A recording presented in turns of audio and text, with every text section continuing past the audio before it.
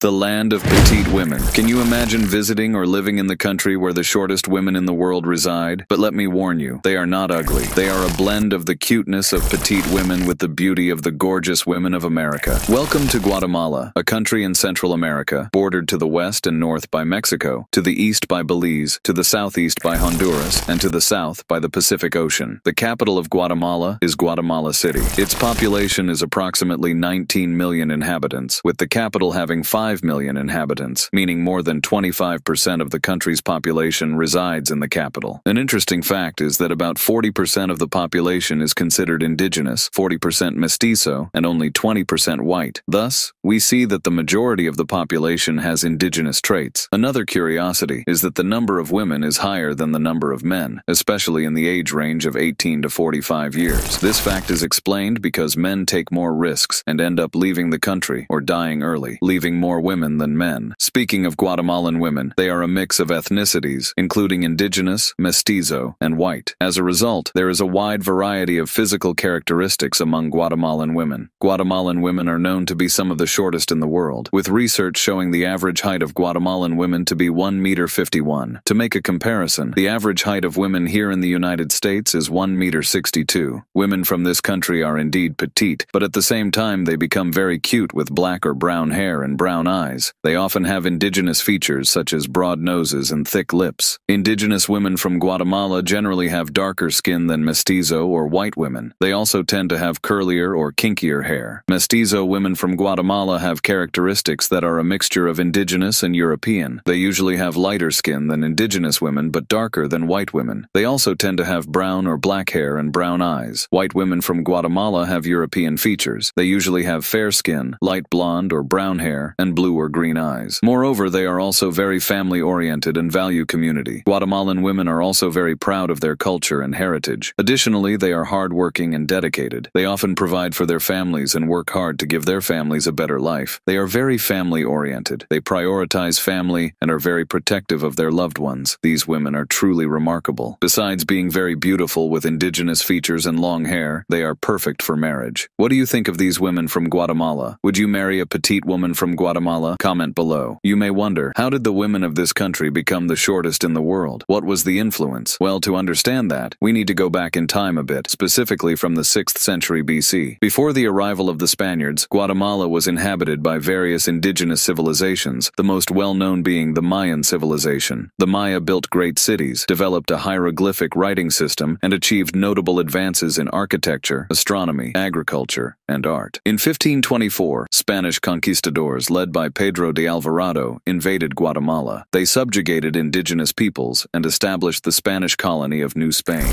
During Spanish colonization, Guatemala was part of the Viceroyalty of New Spain, with the capital in Antigua, Guatemala. Colonial society was stratified based on race and wealth, with Spaniards at the top of the social hierarchy. Guatemala declared its independence from Spain in 1821, along with other nations of Central America. However, Guatemala quickly became part of the First Mexican Empire, led by Agustín de Iturbide. In 1823, Guatemala joined the Central American Federation, composed of several Central American nations. This federation was marked by political instability and internal divisions. Throughout the 19th and early 20th centuries, Guatemala faced internal conflicts between liberals and conservatives, as well as land disputes between large landowners and peasants. The dictatorial government of Jorge Ubico, which lasted from 1931 to 1944, was characterized by political repression and the exploitation of workers. In 1944, a revolution led by civilians, military, and students overthrew Ubico, initiating a period of social and political reforms. Guatemala underwent a long and violent internal armed conflict between 1960 and 1996, marked by human rights violations, massacres, and genocides. The conflict involved the government, military, guerrilla groups, and paramilitary forces. In 1996, after years of negotiations, the peace accords were signed, officially ending the armed conflict. The accords aim to promote national reconciliation, ensure the rights of indigenous peoples, and reform the political and judicial system. Since the end of the Civil War, Guatemala has faced challenges such as corruption, poverty, crime, and social inequality. However, the country has also seen advances in human rights, economic development, and political participation. Now, speaking about the geography of Guatemala, this country is characterized by diverse geography, including mountains, plateaus, fertile valleys, tropical forests, and coastlines. Guatemala is a country in the northern portion of Central America, bordering to the west and north with Mexico, to the east with Belize, to the southeast with Honduras, and to the south with El Salvador. Guatemala is crossed by several mountain ranges. The Sierra Madre, which extends through Mexico and Central America, crosses the country from west to east. The mountains contribute to the formation of valleys and plateaus. The Central Highlands is an extensive area of highlands that dominates the center of the country. It is here that the capital, Guatemala City, is located. Guatemala is part of the Pacific Ring of Fire, a region with intense seismic and volcanic activity. The country is home to several active volcanoes, including Volcán de Fuego, known for its regular activity. Additionally, Guatemala is dotted with lakes, with Lake Atitlan being one of the most famous. This lake is surrounded by mountains and is known for its scenic beauty. The country is crisscrossed by various rivers, with the Motagua River being one of the most important. Rivers play a vital role in agriculture and water supply. Guatemala has a variety of climates due to differences in altitude. In the lowlands, the climate is typically hot and humid, while in the highlands, the climate can vary from temperate to cold. The rainy season usually occurs from May to October, while the dry season is from November to April. The geographic diversity contributes to rich biodiversity. Guatemala is home to a variety of flora and fauna, including endemic species and areas of ecological importance, such as the Maya Biosphere Reserve. Additionally, the country also has beaches, as Guatemala has a coastline along the Pacific Ocean to the west and along the Caribbean Sea to the east. These coastal areas contribute to the country's economy,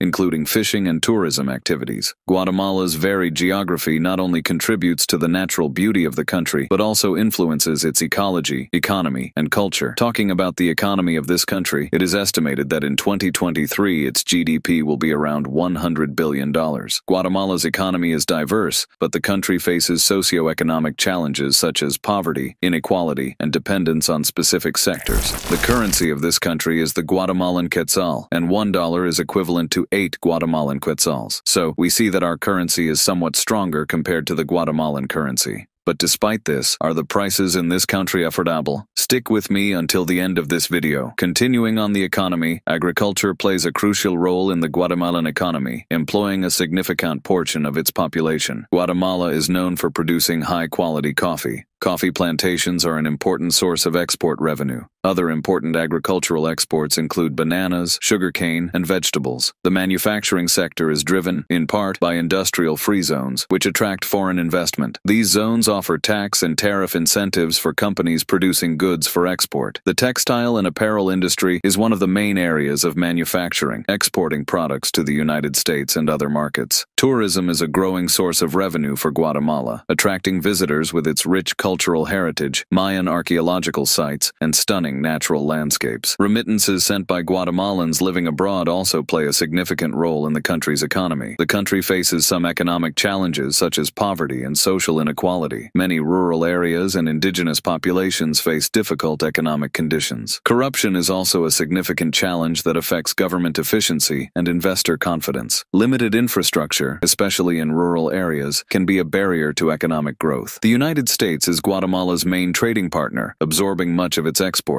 Additionally, Guatemala is part of regional trade agreements such as the Central America Free Trade Agreement, CAFTA-DR, which includes the U.S. The Guatemalan government has implemented policies to attract foreign investment, including tax incentives and measures to streamline business processes. Despite the challenges, Guatemala has sought to diversify its economy and promote sustainable development. However, it is important to address issues such as inequality and poverty to ensure that economic benefits are distributed more equitably. Now, speaking of some costs in this country, the cost of food in Guatemala is relatively low compared to other Latin American countries. A lunch at an inexpensive restaurant in Guatemala costs about $4, while a 3-course dinner at a mid-range restaurant costs about $11. Food prices in supermarkets are also relatively low. For example, a kilogram of rice costs about $1, a kilogram of beans costs about $1.50, and a kilogram of meat costs about $5. As for the monthly cost of food in Guatemala, it varies according to the person's lifestyle. A person who cooks at home and eats basic foods such as rice, beans, fruits, and vegetables may spend about $150 per month. A person who eats out frequently and buys more expensive foods such as meat, fish, and dairy products may spend about $300 per month. Anyway, for us Americans, these prices are very cheap. The cost of food in Guatemala also varies by region. In general, the cost of food in Guatemala is relatively low, making the country an attractive destination for tourists and and expatriates. As for rental costs, they are slightly more expensive than in some Latin American countries, but much cheaper than in the United States. Rental costs in Guatemala can vary significantly depending on the location. For example, in the capital, a one-bedroom apartment in the city center costs between $200 and $650 per month. A one-bedroom apartment outside the city center costs between $200 and $400 per month. Now,